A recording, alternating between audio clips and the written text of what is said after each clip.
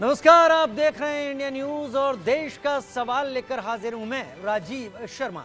आज देश का सवाल है कि क्या कर्नाटक में लव जिहाद गैंग को संरक्षण मिल रहा है? क्या लव जिहाद गैंग बेटियों को शिकार बना रहा है? सवाल इसलिए क्योंकि कर्नाटक के हुबली में नेहा नाम की एक छात्रा की दिन दहाड़े कॉलेज कैंपस में ही हत्या कर दी गई।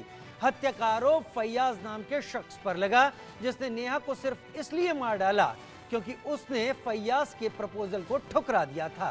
इस सनसनीखेज हत्याकांड के बाद नेहा के पिता ने लव जिहाद का संगीन आरोप लगाया और बीजेपी ने भी इन आरोपों को दोहराया। बीजेपी का आरोप है कि कर्नाटक की कांग्रेस सरकार में कानून व्यवस्था भगवान भरोसे है। लव जिहाद गैंग को संरक्षण दिया जा रहा है, लेकिन कांग्रेस ने इन सभी आरोपों को खारिज कर दिया। कर्नाटक के deputy CM DK Shiv Kumar Neha murder को लेकर बीजेपी पर सियासत करने का आरोप मढ़ते दिखे, लेकिन सवाल है कि लव जिहाद पर आखिर राजनीति कब तक होगी। आज इसी मुद्दे पर करेंगे चर्चा। कई मेहमान भी हमारे साथ जुड़ेंगे, लेकिन पहले आपको दिखाते हैं खास रिपोर्ट।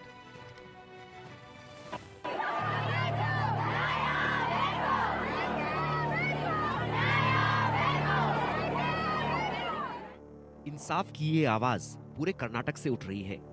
इंसाफ की मांग हुबली की बेटी नेहा के लिए, जिसे कॉलेज कैंपस में फैयाज नाम के शैतान ने दिन दहाड़े चाकुओं से गोद डाला।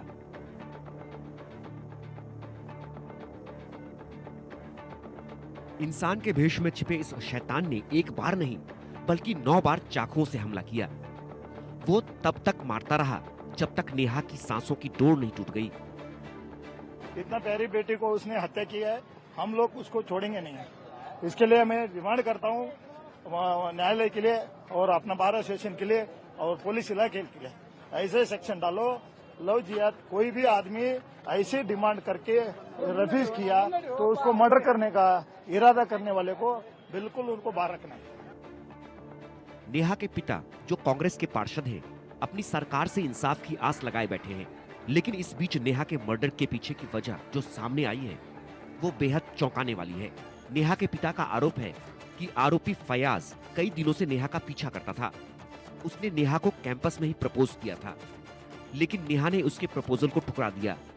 इसके बाद फैयाज ने हैवानियत की सारी हदें पार कर दी और कॉलेज के कैंपस में ही नेहा को चाकुओं से गोद डाला।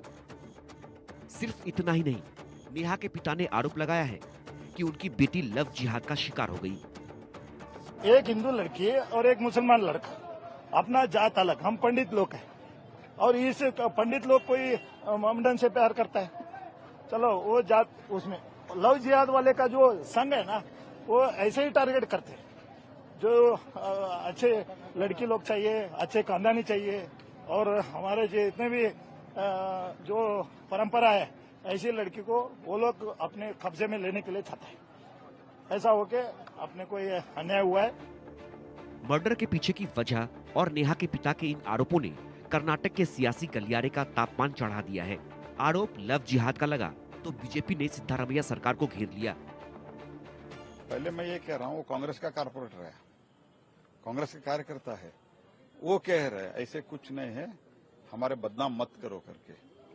तो इन लोगों का वोट बैंक पॉलिटिक्स के लिए सब ये जो सप्रेस करना, हशप करना, इनका एक नीति है। इस कारण ये सब कुछ हो रहा है। No, I am telling you, BJP is trying to threaten us that they wanted to, telling all the leaders they wanted to put make a creation that there is no law and order. Karnataka is the best law and order. Law will take its hand. They are just trying to tell the voters that they are going to put in governor rule. That is what Mr. Ashok is trying confidentially, that they are going to place a governor rule, and they are just doing all this type of drama. Nothing is there. They can't do that. It is impossible. Law will take its own course for everyone. मौसम चुनावी है, ऐसे में कर्नाटक की बेटी की हत्या और लव जिहाद के आरोपों पर सियासत जबरदस्त हो रही है। लेकिन सवाल है, क्या वाकई कर्नाटक में लव जिहाद गैंग को संरक्षण मिल रहा है? क्या नेहा भी लव जिहाद का शिकार हुई? और सवाल ये भी कि लव जिहाद पर राजनीति कब तक? Bureau report, India news.